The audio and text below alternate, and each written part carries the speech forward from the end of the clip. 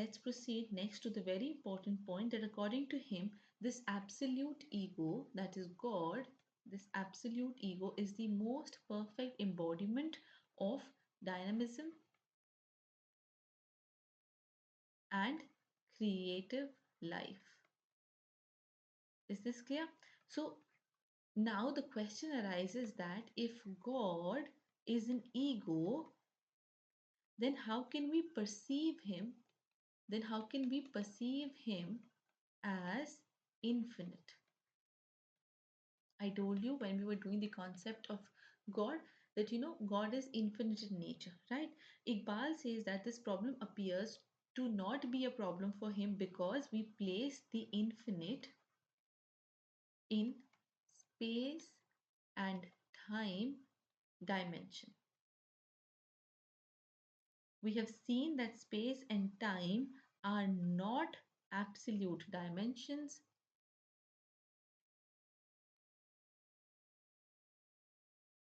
that can limit the supreme ego.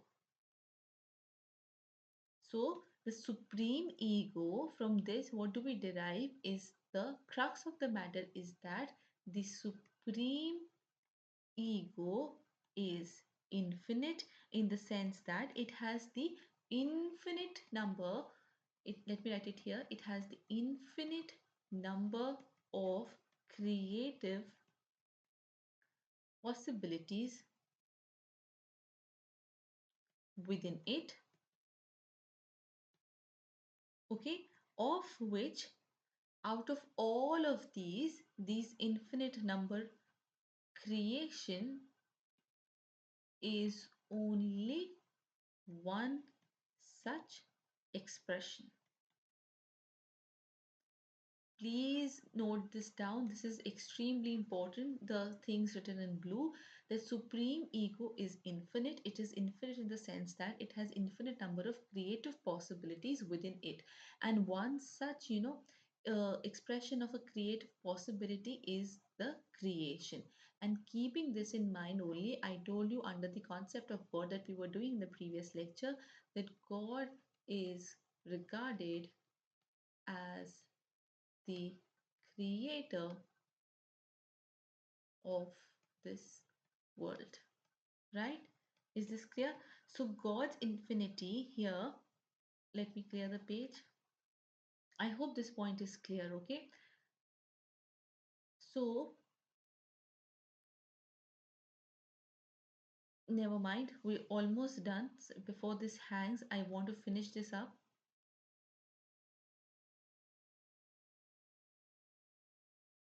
Okay, so God's infinity, basically according to Iqbal, God's infinity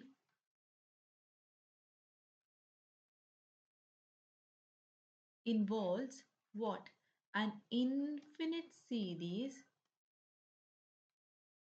of expressions, okay? Even space and time, for instance, one of them is creation, okay? Creation of the world, right? The second of them is space, time.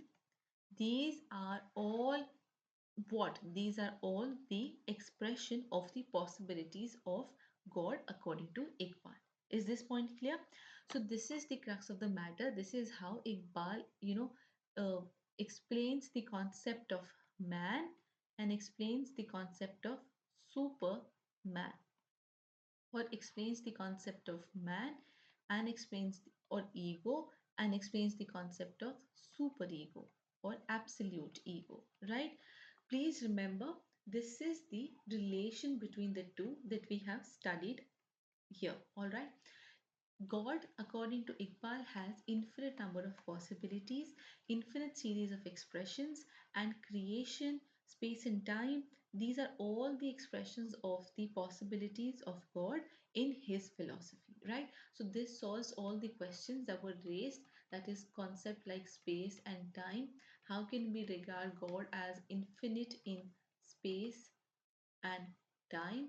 So all these things are answered with this particular reply that Iqbal gives in his philosophy.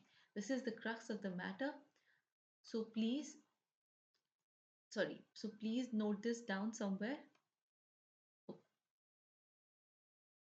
Okay, so please note this down somewhere that Iqbal, God's infinity, infinite series of expressions, world, the creation of the world, space and time, all is within the infinite seed, the infinite expressions of God, the infinite possibilities of God, right? So this is the end of the lecture. We have completed Iqbal's philosophy. In the next lecture, we'll take up a new philosopher. Thank you for watching and please stay tuned.